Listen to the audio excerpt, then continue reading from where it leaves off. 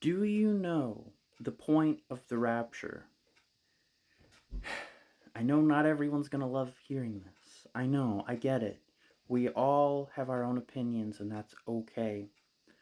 But respectfully, lovingly, if you believe in a post-tribulation rapture, you have no idea what the point of the rapture even is. The literal reason for the rapture, it's a rescue.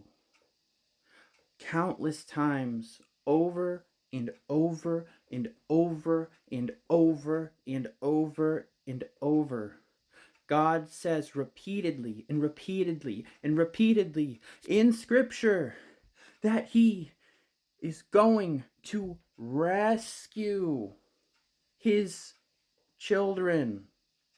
Go through the Psalms. Start at the beginning of Psalms and just keep reading and just keep finding where He says He's going to rescue you. He says it as often as He can. Like he just keeps saying it.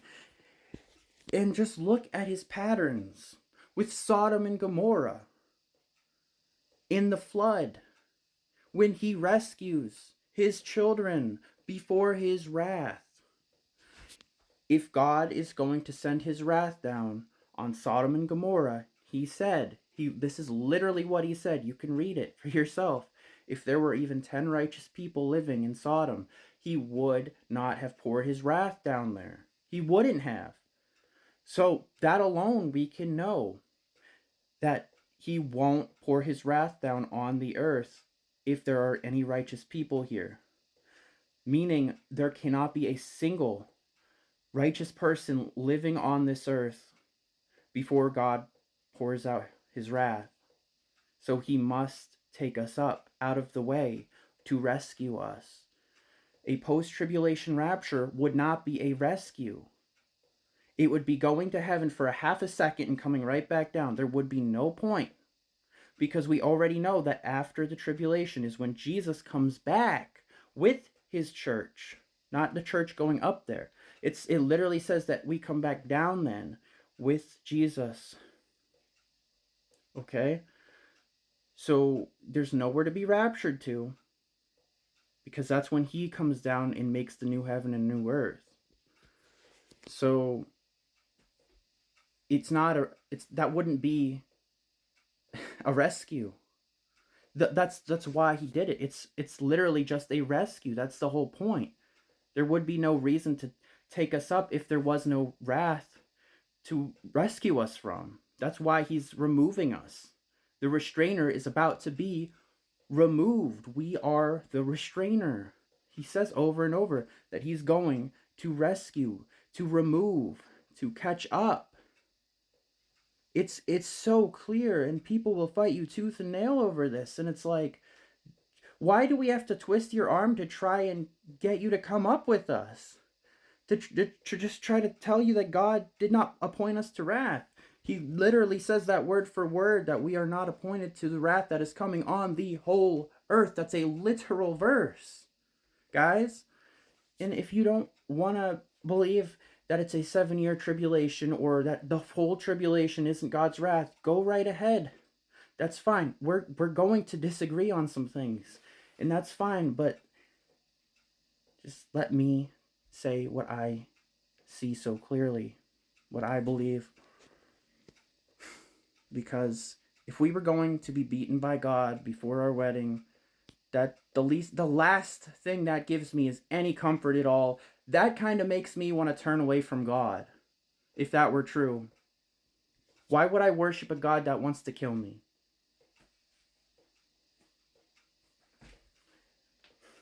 It's like you don't know what grace is. A free gift. People have told me, several people have literally said that we have to complete our salvation. It has to be finished by going through His wrath. You don't seem to understand that you're literally saying that you think Jesus is a liar when He said He was finished on the cross. Either it was finished on the cross or it wasn't. You can't have both. Either it was finished and you can't earn your salvation for anything, or, but those who endure till the end will be saved, right? So we must go through it. Context, context, context. Listen, you can't read the Bible assuming it's always about you. It's not. It's not. That's not how the Bible works. It's a living word. It's a living book. Not every verse is talking about you specifically, in modern day specifically. Guys, it's not us that have to endure till the end. Because enduring till the end means that it's not a free gift, that we have to earn our salvation. It contradicts the gospel if that was for us. It's not for those who are saved now, who accepted his love, his free gift through his grace. Because his wrath is no longer the period of grace. We're no longer under that if you're here during the tribulation. You have to endure till the end. You have to earn your salvation. And that's because we're not going to be here for that, because he literally told us who it's for. It's for anyone who's unsaved. He said it is the time of Jacob's trouble. And we know that God renamed Jacob Israel. That's specific. That's intentional. That's for this. That's why. So we can know that Jacob is Israel. And we can know that his wrath is not for the saved, the ones who are saved now. It is for Jacob. His wrath is for Israel specifically, for any Jews and Gentiles who are unsaved. Because he's wrapping this whole thing up. The earth is ending. He's going to make a new one. And so instead of just sending all the unsaved people right to hell, God made a covenant, a promise, a very long time ago with Israel, and saying, he's going to give them another chance. They can get saved if they turn to him during his wrath. Because most of Israel right now is so far from him, they just do not know. They don't know him. They're not saved. It's insane. So, so many people, they misunderstand. They don't understand the timing of the rapture because they don't even know the point of it. They misunderstand who the tribulation's for because they don't understand the point. They don't get it. Like, what do you think the point of this whole thing is? If you think that it's for everyone,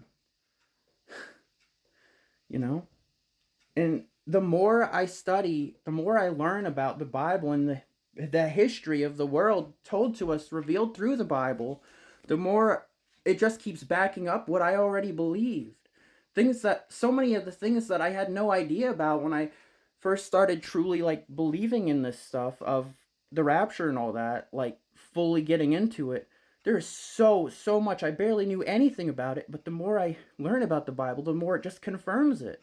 And that's how God works. That's a beautiful thing, because if this wasn't true, I would keep finding flaw after flaw after flaw. And the only flaws are in other beliefs of people who believe in post. It's there's nowhere to be raptured to, and it's not a rescue then. There's no point in it. Everything God does is for a very specific reason. It's for a point. His children were never intended to be under his wrath, and they never were. There was no saved people in Noah's day. He said Noah was the only righteous man alive. Only Noah and his family, those 8 people on the ark, they're the only, everyone else wasn't saved,